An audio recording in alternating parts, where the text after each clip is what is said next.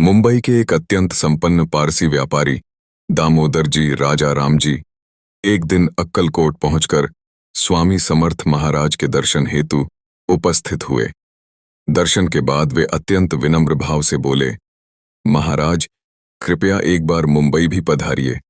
वहां के हम जैसे तुच्छ भक्त आपके चरणों की धूल पाने के लिए व्याकुल रहते हैं। दामोदर जी की यह विनती सुनकर दयालु स्वामी महाराज मधुर हास्य करते हुए बोले, अरे दामोदर, मुंबई हमें नई क्यों देखनी है? हम तो वहां पूरे 25 वर्ष रहे हैं। महाराज का यह वचन सुनते ही दामोदर जी स्तब्ध हो गए। उनकी जिज्ञासा बढ़ी।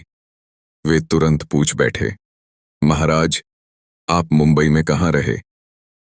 स्वामी समर्थ महाराज ने दृढ़ स्वर में उत्तर दिया, हम वाल्केश्वर के पीछे दाईं कोठरी में रहे। वाल्केश्वर का इतिहास अत्यंत प्राचीन और दिव्य है। कहा जाता है कि जब भगवान श्री राम माता सीता की खोज में दक्षिण दिशा की ओर बढ़ रहे थे, तब इसी पश्चिमी समुद्र तट पर उनकी भेंट महान ऋषि गौतम से हुई।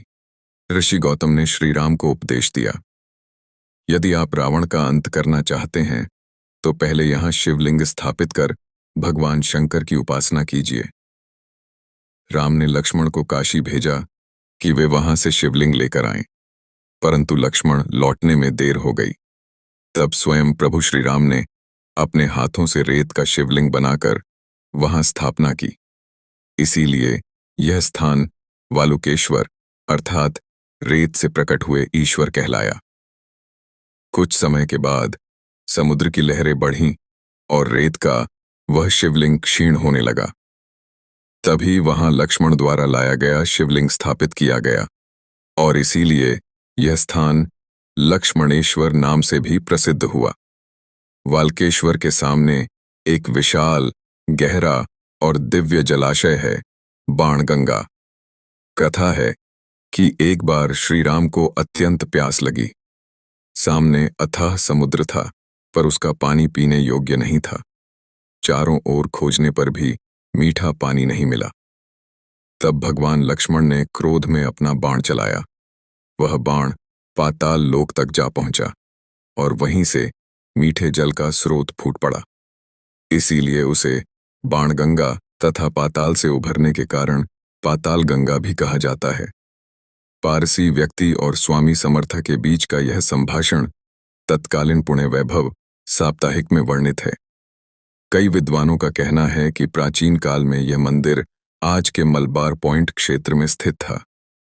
मुंबई सपनों का शहर, पर यही नगरी भक्ति रस से सराबोर होकर स्वामी समर्थ के अवतार कार्य का अविभाज्य हिस्सा बनी। स्वामी चरित्र का अध्ययन करने पर स्पष्ट होता है कि मुंबई कर भक्तों का स्थान वास्तव में अनन्य साधारण है, क्योंकि इसी शहर के भक्तों ने स्वामी समर्थ की कीर्ति दूर दूर तक फैलाई। उस समय डॉक्टर, इंजीनियर, व्यापारी, नौकरी पेशा लोग और विभिन्न धर्मों के हजारों भक्त बार बार अक्कलकोट पहुंचकर स्वामी समर्थ के दर्शन करते थे। उनके अटूट कृपा इस शहर पर निरंतर बनी रही। वामन गोपाल व्यास, विनायक आगासकर, विष्णु बुवा गोखले, जगन्नाथ शिरोडकर, भाऊ रसूल, डोंगरे, हरिभाऊ तावड़े, तात महाराज, आनंदनाथ महाराज, मुलेकर, ढवले, आनंद भारती महाराज और मयूरानंद सरस्वती, इन सभी ने मुंबई में स्वामी समर्थ की कीर्ति का दीप प्रज्वलित रखा। उनके अनुभव ने इस शहर के आध्यात्मिक इतिहास पर अमिट छाप छोड़ी। स्वामी चरित्र में समुद्र का उल्लेख बार बार मिलता है। विशाल, दिव्य और शांत सागर से उनका विशेष संबंध था। यही संबंध आगे चलकर मुंबई से भी जुड़ गया।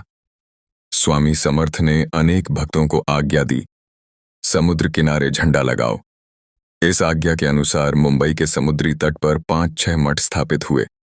ये मठ आज भी सक्रिय हैं और लाखों भक्तों के श्रद्धा स्थल के रूप में प्रकाशमान हैं। स्वामी समर्थ ने स्वयं मुंबई के भक्तों को अपना माना, इसलिए उनके अवतार कार्य के इतिहास में मुंबई कर भक्तों की भूमिका सदैव के लिए अंकित हो गई है। मुंबई और अक्कलकोट का यह आध्यात्मिक संबंध अनादि, अनंत और अखंड है। स्वामी समर्थ की कृपा से यह नगरी आज भी भक्ति के दिव्य प्रकाश से आलोकित है। मुंबई में एक भक्त को आशीर्वाद देते हुए स्वामी समर्थ बोले, अब से हमारा स्थायी वास यहीं रहेगा। और आश्चर्य, यह वाक्य आज तक सच निकला। मुंबई से फैली स्वामी समर्थ की कृपा की परंपरा आज भी अनगिनत घरों में जीवित है। श्री स्वामी समर्थ, श्री स्वामी समर्थ। स्वामी महाराज की कृपा सभी पर बनी रहे। वीडियो को लाइक, शेयर और फॉलो करना न भूलें।